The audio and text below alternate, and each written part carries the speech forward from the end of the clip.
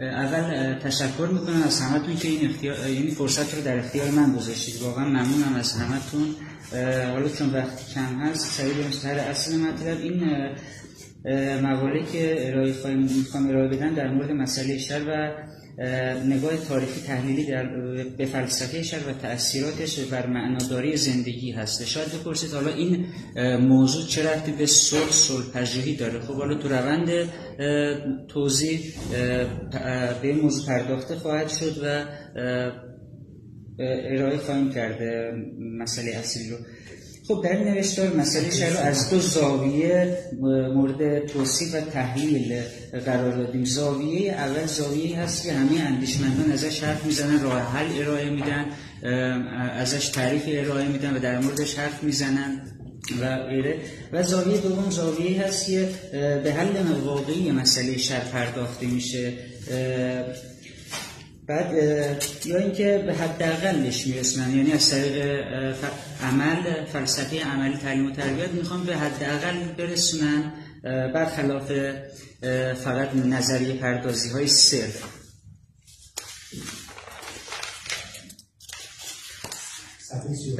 بعد اینکه اول باید بگیم که شر چیست. شر درد و رنجی است که انسان انضمامی متحمل می شود یا شاهد آن می باشد. حالا درد به جسم مربوطه و رنج هم به روح و نفس مربوط است.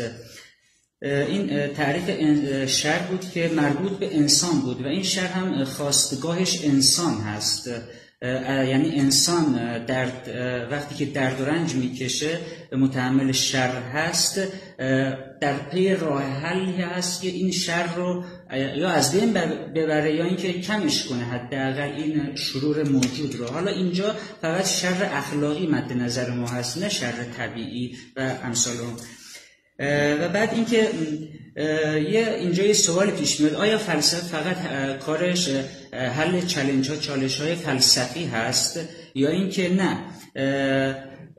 به ثمره عملی نظریه ها هم توجه میکنه؟ پروفسور کرار که میگه که نه، کار فلسفه فقط حل چالش های فلسفیه و فلسفه کارهای زیادی داره و حالا در آخر اگه شد حالا به نتایج عملی نظریات فلسفی نظری میندازه. اما باید گفت که از یک زاویه چالش فلسفی می باشد این مسئله شر، البته از یک زاویه چالش فلسفی است، ولی از جنبه دوم که مهم هست باید در عرصه عمل وارد بشه و کاهش پیدا بشه این مسئله شر و یا اینکه از بین ببریم و یا اینکه به حداقل به صفر برسونیم. یعنی حالا اینو در آخر به صورت کامل توضیح خواهیم داد، اینجا به صورت مقدماتی هست. یعنی و رنج یعنی تا به حال نظریه‌ای که تا به حال دادن، راه حل‌هایی که تا به حال دادن رو حالا به بیان میشه گفت بیهوده سخن بدین درازی شاید باشه. و علت این که میگیم حالا همه این راه حل‌هایی که ناکارآمد بوده چی هست؟ این یه ادعاست. دلیلمون چی هست؟ خب میگم که همه راه حل‌هایی که تا الان ارائه شده ناکارآمد بوده و به درد نمیخوره و اصلا از زاویه کج اصلا به مسئله نگاه کردن چی بوده، به خاطر این بوده که اصلا در مورد شرور راه حل‌های ارائه داده شده ولی اصلا یه سر سوزنی هم این مسئله شرور کم نشده. کلاً چرا کم نشده؟ آیا مشکل از راه حل هاست یا چیزای دیگه؟ مسلماً راه حل هایی که دادن و نیست این که حالا شاید این راه حل هایی که دادن فقط تو اون حیطه هایی که مسئله شر هست کارساز بوده و اون چالش ها رو تو اون حیطه حل کرده است. اما باز هم تو اون حیطه هم ناکارآمد بوده، چون که همه نظریات تو اون حیطه هایی که ارائه داده شدن باز هم مورد نقد قرار گرفتن. آخر نظریه هم که برای پلانتینگا بود، دفاعیش که از چند جنبه نقدش کردن و ثابتش کردن. پس میشه گفت که حالا پس مشکل اصلی کجاست؟ حالا این نظریه ها ناکارآمد هست و حالا ما هم ادعا داریم که یه نظریه ناکارآمده. پس مشکل کجاست و چیکار باید بکنیم؟ مرسی. تشکر. مشکل اصلی در درک نشدن ذات اصلی مسئله شر هست. فیلسوفان از این امر 2500 سال به نظر میرسد، حالا استقرای تام نکردیم ولی بر اساس استقرای ناقص حالا غفلت ورزیدن و انسان رو به فراموشی سپردن. یادمون نره که شر خواستگاهش انسان گوشت و پوست و استخواندار هست. وقتی که این خواستگاه رو از بین ببریم، فراموشش کنیم، بنابراین در راه کجی قدم خواهیم گذاشت و این مسئله همچنان باقی خواهد ماند، همچنان که باقی مونده و حل هم نشده. شر خواستگاهش انسان هست، انسانی که ادراک میکند و موضوع و محور حل نظریه شر باید انسان انضمامی باشد، نه دین. راهکار پیشنهادی، حالا پیشنهادی که ما میخوایم بدیم برای محققای بعدی که میخوان تحقیق کنن و کلید حل مشکل این هست که مسئله شر رو به صورت عملی از طریق فلسفه عملی باید وارد بنامیم، چیزی که هیچ انسان دارای تربیت اخلاقی آن را برای خودش مناسب نمی‌داند. وقتی کسی که دارای تربیت اخلاقی مناسبی باشه، هیچ وقت برای شخص دیگه‌ای، دوستش، حالا هر شخص دیگه‌ای، کار بدی، کار منفی انجام نخواهد داد. وقتی به این باور خواهد داشت که باید رفتار خوبی داشته باشم، این در رفتارش ریزش خواهد کرد، بروز خواهد کرد و این رفتار هم در جامعه خواهد بود.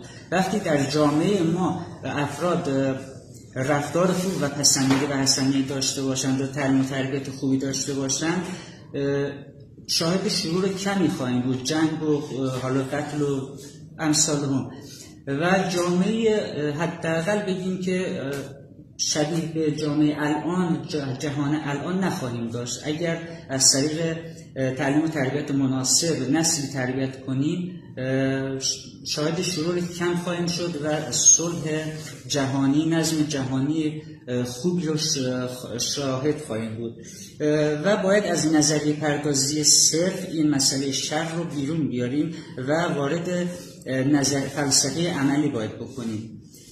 و در آخر مسئله شر حالا چه ارتباطی با صلح داره؟ مسئله شر همون جنگ و قتل و دزدی و فلان هست که باعث به هم خوردن قوانین اجتماعی میشه، قراردادها میشه. حالا این صلح چه در سطح خرد چه در سطح کلان اینها رو به هم میزنه، مختل میکنه کلا. حالا چه ارتباطی با هم دارن؟ این اگه مسئله شر رو حل کنیم، صلح هم به دست خواهد اومد. حالا شاید حالا بگیم که به صورت موقت حالا شاید به دست خواهد آمد، نه به صورت دائم. مسئله شر رو گفتیم که اگر از طریق فلسفه عملی، اخلاق، تعلیم و تربیت استفاده بشه و برای حل این معضلات اجتماعی، جنگ ها، کلا انسان های دارای اخلاق مناسب و تعلیم و تربیت مناسب تربیت کنیم، شرور کمی اتفاق خواهد افتاد. به موازات اینکه شرور کم اتفاق خواهد افتاد، قراردادهای اجتماعی، نظم جامعه، حتی نظم جهانی نیز کمتر مختل خواهد شد و صلح هم کمتر مورد آسیب یا لطمه خواهد شد. ممنون از شما. ببخشیدم عذر میخوام، حالا ببخشید. سلامت باشید. تشکر از شما. خواهش میکنم. اون چیزی که داریم روش بحث میکنیم خود مسئله شهر بحث منشأ شهره، یعنی این دو هم متفاوت میشه. حالا مسئله شهری میکنم بالاخره شهر وجود داره، حالا بالاخره از هر جا میخواد باشه میخواد حلش کنید. اما شما تا زمانی که منشأ همین شهر رو متوجه نشید به نوعی، نمیتونید شهری که اتخاذ میکنید مثل که همین شهر در واقع بیاید و حتی توضیح در مدربیتون اتخاذ بکنید. چون اگر منشأ شهر رو شما بخواید الهی ببینید با اون بحث خداوند تماما خیره، چطور تو منشأ شهر باشه، همه اینها در اتخاذ رویکردهای تربیتی و تعلیمی شما تاثیر خواهد گذاشت. این در واقع نکته که فکر می‌کنم یه مقدار شاید نیازی تبیین بیشتر داشت. و جلسه در حد 30 ثانیه. 30 ثانیه. یه دقیقه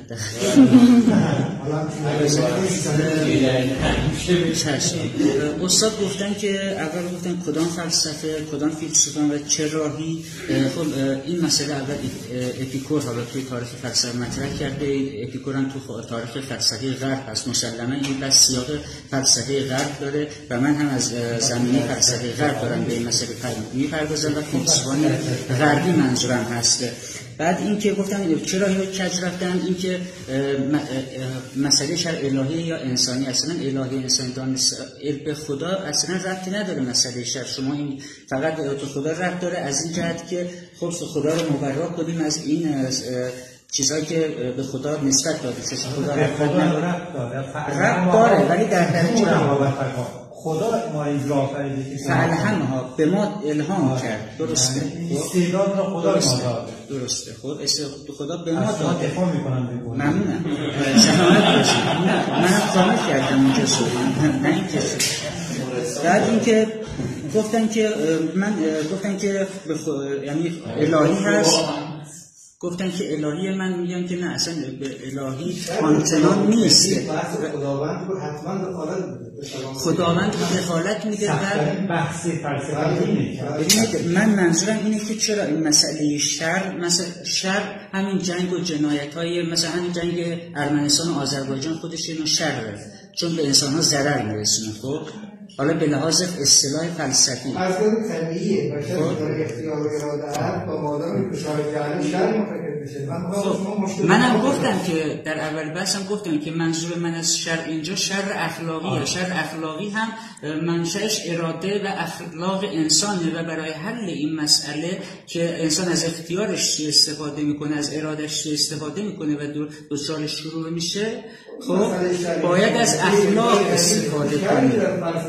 و فرد حالا توی مثلا این جمع ببینید، یک لحظه اجازه بدید من حالا شما حرف زدید من گوش کردم اصلا شما. خب در این جمع همه منظم هستن، خب ولی من خودم منظم نباشم بیام ترتیب جلسه رو به هم بزنم، نابهنجاری به وجود بیارم، این نظم رو به هم میزنم. در این جمع رو شما در سطح خرد، حالا در سطح کلان یک جهانی ببینید. من رو هم یک کشوری بدونید که اصلا کشور نابهنجاری هستم، جهان رو کلا سعی دارم جهان رو کلا نابهنجار کنم. خب شر رو در سطح کلان اینجوری هم میشه دید، در سطح خرد شر رو فلسفه، شر رو صلح رو اگر شر رو که مطرح شده در واقع از فلسفه شر اینطور نبینید که اونها معتقدن که اگر خداوند مطلق خیر است چرا نسبت به شر در عالم عکس العمل نداره. اما اگر این سوال به این ورد تو فلسفه شر از اینجا آغاز شده، اصلا دغدغه ما اینه به چالش کشیدن یک نگاه توحیدی. اما اگر شر رو بیاریم از نظر جنابانی انسان بگیریم، اساسا اصل اون بحث منطقیه. شما به بحث دیگه راه دارید که من تو درجه من به مهار کنیم با تعلیم تربیت. من دو تا جمله بگم تمام شد. دو تا جمله بگم تمام. میدونم فقط دو تا جمله بگم تمامش کنم.